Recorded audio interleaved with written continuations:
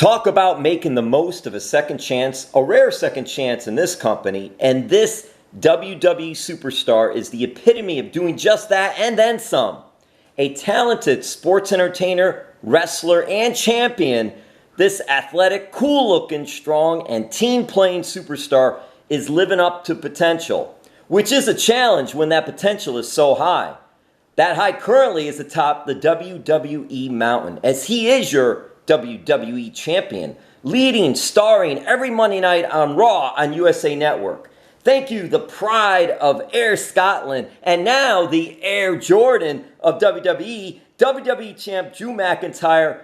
Drew, how big a deal are you in Air and, hey, all of Scotland now these days? Oh man, that was quite the introduction. I was trying to think if you missed anything at all. Maybe sexy accent. Yeah, I mean, in Scotland I'm doing okay these days. I'm from a very small country of 5 million people, and we're not particularly good at many things. We have a bad soccer team, we have a bad rugby team, we have a few actors, Gerard Butler and Sean Connery and James McAvoy are doing pretty well. So I had to give Scotland something to be proud of. So they're particularly proud right now that the first ever British WWE champion happens to also be Scottish. And also, you made history that night at WrestleMania because Sheamus, who's from Dublin, Ireland, which is not part of the United Kingdom, he was a WWE champion, but you were actually the first superstar wrestler to become a WWE champion from the United Kingdom. Did you even know that, or did you find that out later? I was aware that if I pulled it off, I'd be the first superstar from Britain and the United Kingdom to be WWE champion, because that was a long-term goal of mine. I wasn't aware I was the first British superstar to win the Royal Rumble. Like, that came as a shock to me after the fact. I was so focused on winning the WWE title that it got past me till after the Royal Rumble. I got backstage, and our TV partner in the UK, BT Sports, were filming me, and they actually got my reaction as they told me you're the first Brit to win the Rumble. And I did a little jig on the camera for a second when I realized, oh yeah, Bulldog's music was playing, but then Shawn Michaels eliminated him, so I am the first person from the UK. That's crazy. It's so interesting, and your journey has been so interesting too. Do you find that you're getting so many, you get requests everywhere. I mean, you're a global superstar. You're known all over. But do you find now too that you're even getting more requests from the UK and even from Scotland to do more media and just do more things there because of your superstardom now with WWE? Yeah, I mean, I've been very fortunate, especially, since I won the title, obviously. It's not just the UK, it's some very big outlets in the UK that I'm not sure WWE, is always featured in. The day after I won the title, the main headlines in the whole of the UK was the Queen gives a speech and Drew McIntyre wins the WWE title, which was pretty bizarre to me. But also, in America and Canada and all across the world, I've been very fortunate to do a lot of interviews, and keep asking, our PR team, just keep sending them to me. This isn't a job for me. This is my life. This is fun for me. I'm talking about, me being WWE champion. I'm talking about WWE. You cannot consider this work. This is fun for me. And it's awesome. And just how you conduct yourself. I remember you conducting yourself in NXT when you came back and as NXT champion. It's just great to see your rise to the top like this. But I'm interested to know this, because you're doing things a little different now. You're the one. Now you're the champion. You're the WWE champion. You're on Monday Night Raw. And you're the one making the challenges. You're challenging Seth Rollins. Hey, you're even challenging boxing champ Tyson Fury. What's up with all that? I'm going to be the ultimate fighting champion. I've put the challenge out to anybody that wants a shot at the title, if you deserve a shot at the title. Obviously myself and Tyson Fury have got a bit of banter going online. Perhaps we'll have a battle of Britain in the UK. I don't know. Colby Covington's recently stepped up, wants a shot, at the champ. There's a soccer player in the UK also, Chris Sutton, who's looking to get a match with me. And obviously Seth Rollins attacked me the other week on Raw. And, a lot of people said, Seth doesn't deserve the opportunity.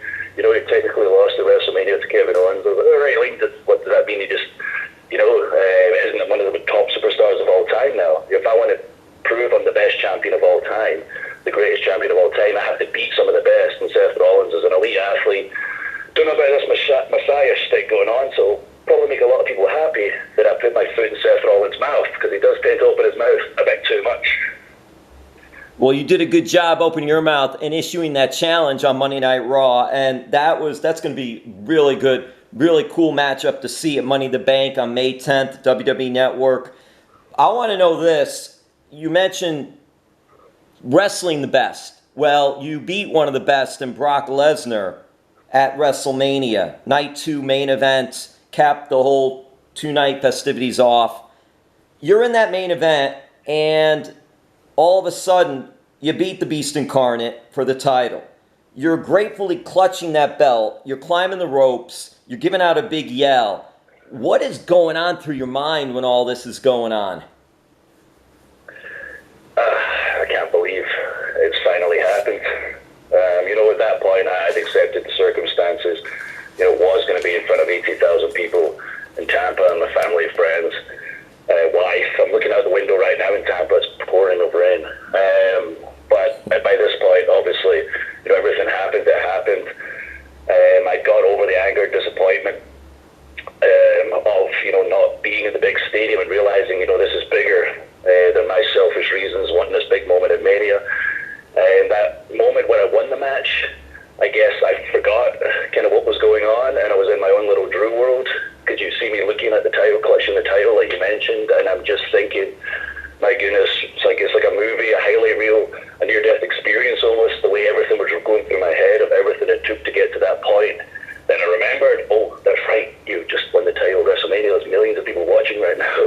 And I took a moment to look down the camera, break the fourth wall, which what I was supposed to do, because I just had to thank everybody for joining me on this journey, supporting me and believing in me all this time, and also thank you for choosing WWE during these difficult times to take your mind off everything. And that was genuine. I was just so appreciative in that moment that this had actually happened. And I had to get up on the top rope and get my pose in there. That was more of the beauty shot, but everything leading up to that was just real emotion and just 100% gratefulness. Drew, did you say some of those awesome photos, WWE photography that they were able to post, those were just some incredible shots at the end of all that with the background and everything. I mean, they did such a great job. You mentioned it. It would have been great to do it at Raymond James Stadium in front of a big crowd, but this was unprecedented. This was different and unusual too, in a sense, and you're able to do it then. I mean, did you just bask even afterwards looking at some of those photos and some of the things afterwards? Yeah, I mean, there's, like you say, a really cool picture when I'm on the ropes, and Brock Lesnar is still in the ring. He didn't have to be there all that time. After the match, he could have got out of the ring, just left the building, and just disappeared. But he stayed there, and all that time, in all those pictures, I'm clutching the title, I'm pointing in the camera, I'm up on the ropes, Brock Lesnar is lying prone in the background, and that's a heck of an image that will live much of this WrestleMania, the WrestleMania where time stood still. Nobody will ever forget this WrestleMania, and nobody will forget those images, thanks to Brock. Being in the background of those pictures, it's a heck of an image. Slay the Beast and still having the Beast in the background.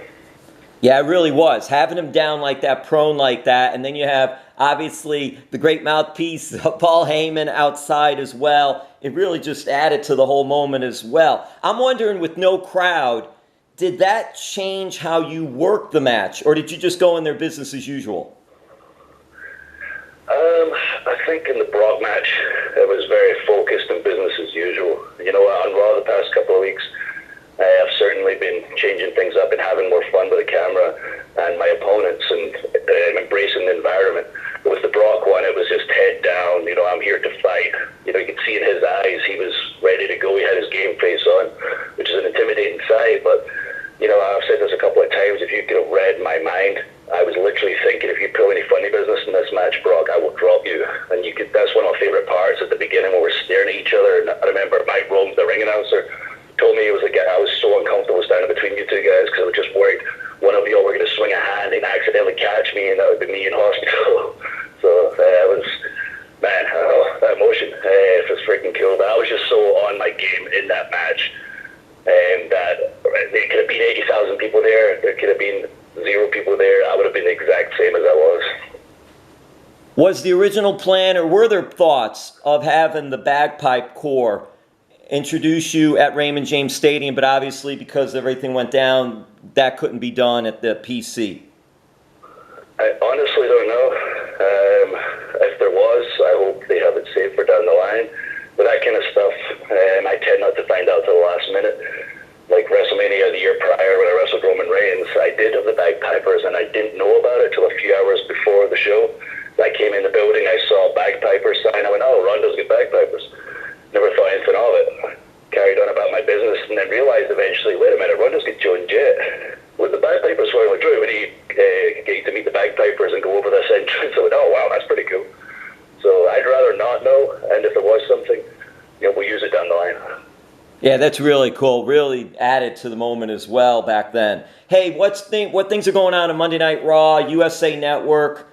You got the big Money in the Bank coming up. What are just your thoughts of Monday Night Raw and doing everything there, WWE Champ? It's such an interesting time. I'm so proud we're still bringing everybody Monday Night Raw every week. I speak to my buddies back in the UK, my buddies in America, and they're literally telling me, I would do anything to watch, like a football match right now or like a soccer match back home. And, we're running out of new shows on TV and watching all the same shows all the time. We're just so happy we get to tune into Raw every week and get some, unique programming. And people are getting used to the setting. I think initially, obviously, without the crowd, that's kind of our main thing. Part of the show is the atmosphere, what the crowd bring to it. But people are getting used to it now, and our superstars are finding new ways to change it up and embrace the environment. I know for myself, I've been playing to that camera like crazy and having a good time, and people are responding, and people are really enjoying the show. And I think as the weeks pass by and people start, getting used to that environment, enjoying that environment, the superstars embrace the environment. It's a really cool escape for everyone every week, and I'm so proud to be leading the charge. And also, I got to say it to the camera last week, hey, all you cool cats and kittens, which was pretty fun. So I've become a meme since last week. Yeah, I think you brought a little bit of your inner dude love out for that one. Oh, have mercy. Hey, we're going to wrap this up. Champ, would it be fair to say that when you were NXT and won the NXT title and just how you carried yourself so professionally there and were such a great champion, do you think that was a turning point for you in this journey back to the top, getting to the top of WWE? I think so, for sure. Outside the company, I was fortunate to be champion a lot of different places, and I always prided myself on representing the title the way it should be represented.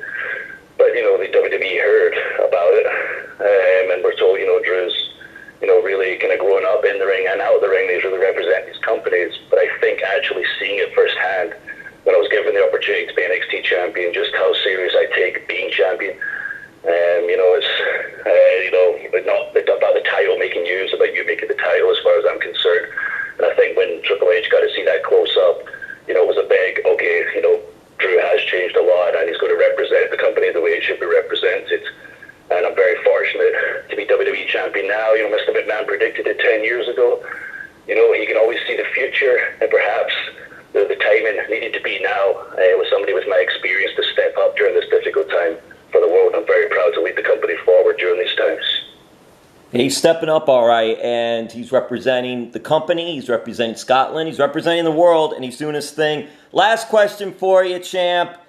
All right, so you're living in Tampa, and the Tampa Bay Buccaneers football team, NFL, and we got Gronk, who was the WrestleMania 36 host, and now he's also playing with the Tampa Bay Buccaneers, and he is the 24/7 champion. I'm wondering, does WWE Champ Drew McIntyre maybe step outside of his Tampa home and decide, hey, you know what? I'm going to add the 24/7 belt to my collection as well. Go to the Buccaneers game and surprise him and pin him before or after the game. Well, somebody's going to have to get that title back. So if the champ has to step up and take a 10-minute drive down to Raymond James Stadium and roll him up during practice, then so be it. Ah, that's awesome. Monday Night Raw, USA Network. You can see the champ, WWE Champ Drew McIntyre. Thank you so much, Drew. Thank you, buddy. It was a good chat as always.